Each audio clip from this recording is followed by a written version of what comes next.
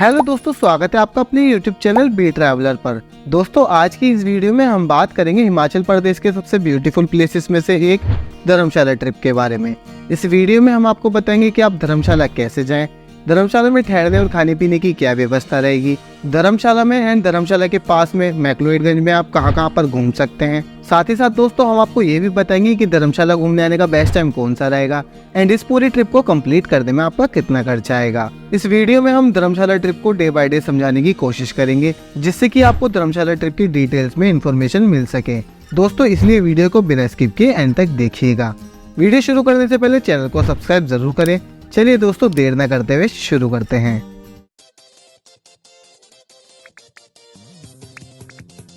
दोस्तों, सबसे पहले आपको ये जानना चाहिए कि आखिर धर्मशाला इतना फेमस प्लेस क्यों है। धर्मशाला हिमाचल प्रदेश के कांगड़ा जिले में स्थित है। धर्मशाला शब्द सुनने के बाद ऐसा लगता है कि ये कोई तीर्थ यात्रियों के लिए ठहरने की जगह है। दोस्तों, धर्मशाला का ये मतलब भी कहीं तक बिल्कुल सच है, बिकॉज धर्मशाला में कई फेमस टेम्पल्स भी हैं एंड ये जगह दलाई लामा के पवित्र निवास के रूप में दुनिया भर में काफी पॉपुलर है। ये शहर अलग अलग ऊंचाई के साथ ऊपरी और निचले डिवीजन में बटा हुआ है। निचला डिवीजन धर्मशाला कहलाता है एंड ऊपरी डिवीजन मैक्लोडगंज के नाम से जाना जाता है।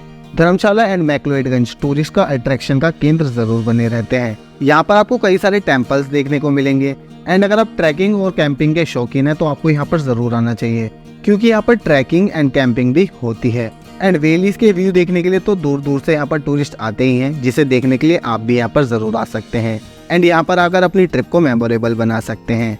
चलिए दोस्तों, अब सबसे पहले बात करते हैं कि आप धर्मशाला तक कैसे पहुँच सकते हैं। दोस्तों, आप धर्मशाला तक बस, ट्रेन या फ्लाइट के थ्रू पहुँच सकते हैं। अगर आप बस के माध्यम से धर्मशाला तक पहुँचना चाहते हैं तो आपको दिल्ली से धर्मशाला तक के लिए डायरेक्ट बस की सुविधा मिल जाती है। दिल्ली से धर्मशाला की दूरी लगभग 480 किलोमीटर की है एंड आपको दिल्ली से डेली शाम 7 बजे धर्मशाला के लिए HRTC की बसेस एंड वोल्वो बसेस की सुविधा मिल जाती है, जो कि आपको धर्मशाला तक 11 से 12 घंटे में ड्रॉप कर देती है। HRTC से जाने की टिकट चार्जेस 800 रुपए तक के रहते हैं एंड वोल्वो बसेस से जाने से आपकी टिकट चार्जेस 1500 रुपए तक के रहेंगे। एंड अगर आप ट्रेन के माध्यम से धर्मशाला तक पहुंचना चाहते हैं तो आप अपने शहर से पठानकोट कैंट रेलवे स्टेशन तक ट्रेन के माध्यम से पहुंच सकते हैं।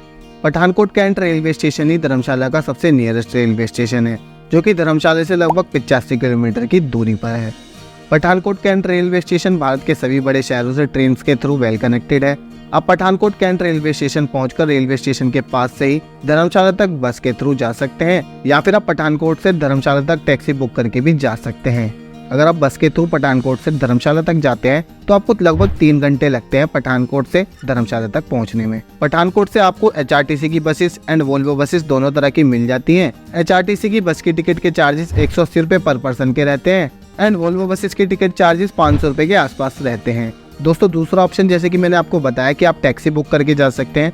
टैक्सी आपको 2500 रुपए तक में बुक हो जाती है पठानकोट से धर्मशाला तक के लिए। एंड अगर आप धर्मशाला तक बाय फ्लाइट आना चाहते हैं तो धर्मशाला के सबसे नियरेस्ट एयरपोर्ट कांगड़ा एयरपोर्ट है, जो कि धर्मशाला से लगभग 15 किलोमीटर की दूरी पर है। लेकिन कांगड़ा एयरपोर्ट के लिए आपको कुछ ही एयरपोर्ट से डायरेक्ट फ्लाइट की कनेक्टिविटी मिलती है। अगर आपको कांगड़ा एयरपोर्ट के लिए डायरेक्ट फ्लाइट की कनेक्टिविटी नहीं मिलती है तो घबराने की कोई बात नहीं है। आप अपने शहर से दिल्ली के इंदिरा गांधी एयरपोर्ट तक बाय फ्लाइट आ सकते हैं, जहाँ के लिए आपको भारत के कई बड़े शहरों से डायरेक्ट फ्लाइट की कनेक्टिविटी इजीली मिल जाती है। एंड दिल्ली पहुंचकर आप HRTC या फिर वोल्वो बसेस के थ्रू धर्मशाला तक पहुंच सकते हैं। एंड अगर आप दिल्ली या फिर उसके आसपास के शहरों से अपने व्हीकल से आना चाहते हैं तो आप आ सकते हैं, बिकॉज धर्मशाला तक पहुंचने का रास्ता काफी अच्छा है एंड ब्यूटीफुल व्यूज के नज़ारे भी आपको देखने को मिलेंगे। चलिए दोस्तों, अब आप धर्मशाला तक पहुंच चुके हैं तो अब बात कर लेते हैं कि धर्मशाला में ठहरने की क्या व्यवस्था रहेगी। दोस्तों, आपको धर्मशाला पहुंचकर मेन स्क्वायर मार्केट या फिर उसके आसपास में 2 किलोमीटर दूर पड़ता है बागसुनाग, वहाँ पर आप ठहरने की व्यवस्था कर सकते हैं। यहाँ पर आपको होटल मिल जाते हैं अच्छी तरह से, जो कि आपको बजटेड होटल से लेकर लग्जरी होटल तक मिल जाएंगे। आपको इन दोनों जगहों पर 1000 रुपए से लेकर 6 से 7000 रुपए तक में होटल इजीली मिल जाएंगे। आप अपने बजट के हिसाब से इन होटल्स में ठहर सकते हैं। समर वेकेशन में इसके प्राइस थोड़े ज्यादा हो जाते हैं, इसलिए आप समर वेकेशन के टाइम में थोड़ा एक्स्ट्रा बजट लेके चलेंगे। दोस्तों, बागसुनाग में या फिर मेन स्क्वायर मार्केट में होटल लेने से आपको सभी प्लेसेस पर घूमने में आसानी रहेगी और खाने पीने की सुविधा भी यहाँ पर इजीली हो जाएगी। यहाँ पर काफी सारी शॉप्स है जहाँ पर आप शॉपिंग कर सकते हैं और रेस्टोरेंट भी बने हुए हैं जहाँ पर आप खाने पीने की व्यवस्था कर सकते हैं। एंड अगर आप सभी प्लेसेस पर घूमने के लिए जाना चाहते हैं तो यहाँ से आपको टैक्सी भी मिल जाती है इजीली सभी प्लेसेस की साइट सीइंग के लिए।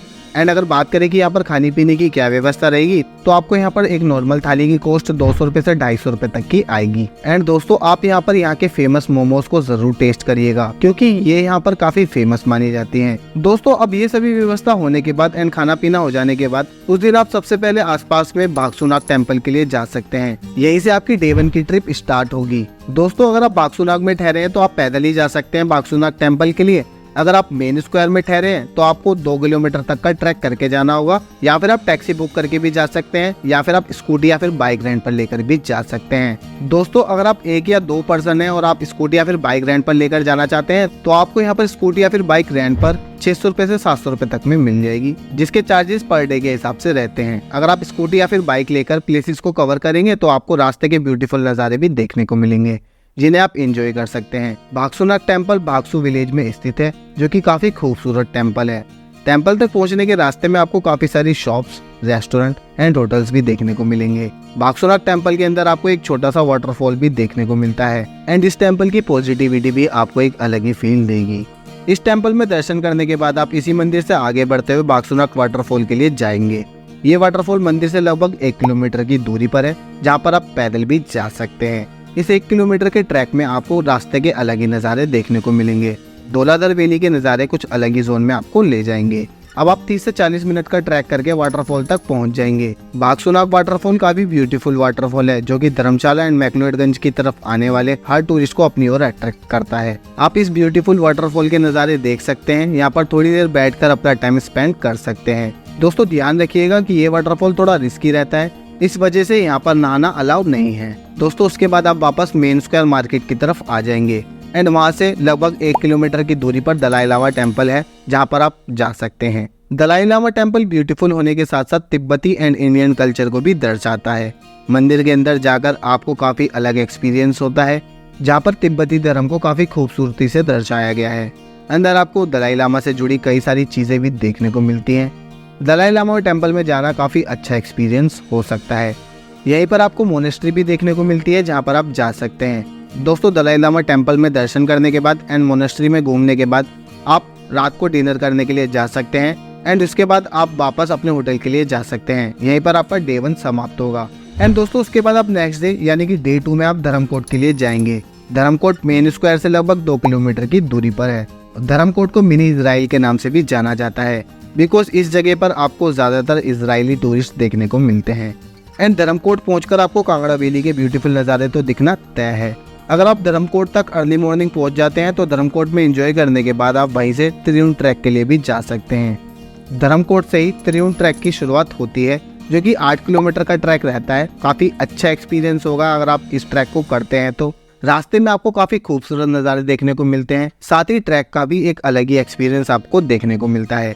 पहाड़ों के किनारों से चलना, पहाड़ों पर पतले पतले रास्तों से चढ़ना काफी मजा आता है। आप इस एक्सपीरियंस भरे रास्ते पर चलकर त्रिउंड टॉप पर पहुंच जाएंगे। त्रिउंड टॉप पर पहुंचने के बाद आपको आसपास की वैली की खूबसूरती देखने को मिलेगी। दोस्तों आप नीचे धर्मकोट से या फिर मैक्लोडगंज से ही कैंपिंग के पैकेज ले सकते हैं। त्रिउंड टॉप पर कैंपिंग में ठहरने का एक अलग ही मजा आता है एंड रात को बोनफायर का भी काफी मजा आता है। लेकिन पर्सनली मुझे ऊपर चीजों के प्राइस काफी ज्यादा देखने को मिले।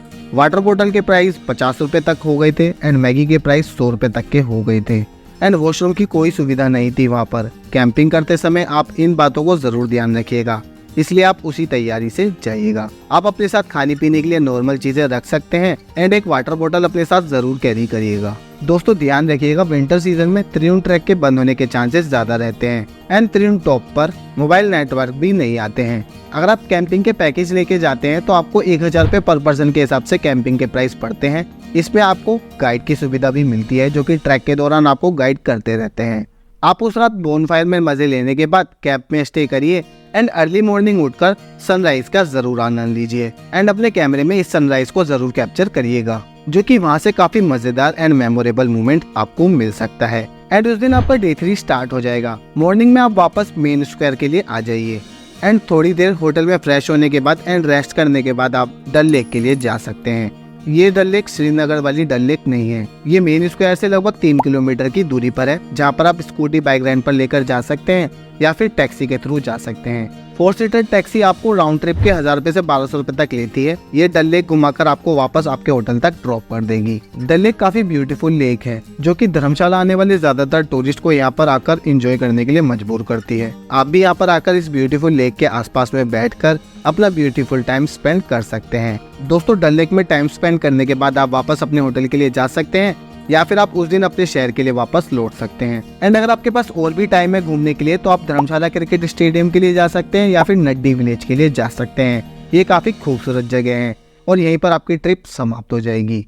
दोस्तों, ये सभी प्लेसेस पास में है तो आप पैदल भी जा सकते हैं या फिर आप टैक्सी बुक करके या फिर आप स्कूटी या फिर बाइक रेंट पर लेकर जा सकते हैं। टैक्सी बुकिंग करने के चार्जेस मैं आपको पहले ही बता चुका हूँ और स्कूटी और बाइक के रेंट के चार्जेस भी मैं आपको पहले ही बता चुका हूँ। दोस्तों, मेरे हिसाब से आप काफी सारे प्लेसेस पर तो पैदल ही ट्रैवल कर सकते हैं बिकॉज भीड़ होने की वजह से यहाँ पर ट्रैफिक जैम रहता है जिससे कि आपको गाड़ियों से आने जाने में प्रॉब्लम होती है। जो दूर है थोड़े, आप उनके लिए स्कूटी रेंट पर लेकर जा सकते हैं अगर आप 2 पर्सन हैं। अगर आप फैमिली के साथ आए हैं तो आप टैक्सी बुक करके भी जा सकते हैं। दोस्तों, अगर मैक्लोडगंज एंड धर्मशाला आने के बेस्ट टाइम की बात करें तो यहाँ पर आने का बेस्ट टाइम साल का हर दिन रहता है। डिपेंड करता है कि आप यहाँ पर स्नोफॉल के लिए आ रहे हैं या फिर समर वेकेशन में हिल स्टेशन पर आ रहे हैं।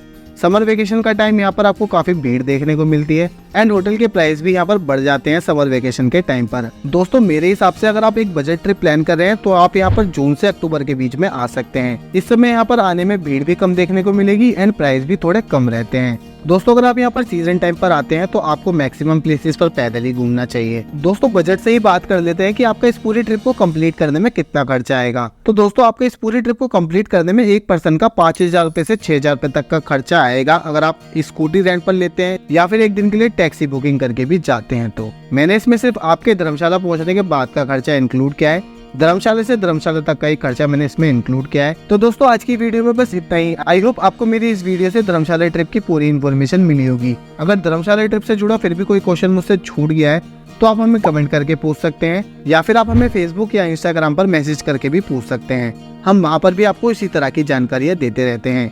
आई होप आपको मेरी ये वीडियो पसंद आई हो। अगर आपको मेरी ये वीडियो पसंद आई हो तो वीडियो को लाइक करें और अपने दोस्तों और परिवार के साथ वीडियो को ज्यादा से ज्यादा शेयर करें एंड चैनल को सब्सक्राइब जरूर करें और बेल आइकन को प्रेस करना ना भूलें ताकि आने वाली इसी तरह की और भी वीडियोस को आप सबसे पहले देख सकें। अगर आप मसूरी ट्रिप के बारे में जानना चाहते हैं या फिर मनाली ट्रिप के बारे में जानना चाहते हैं तो आप इन वीडियोस को देख सकते हैं। Thank you so much. जय हिंद।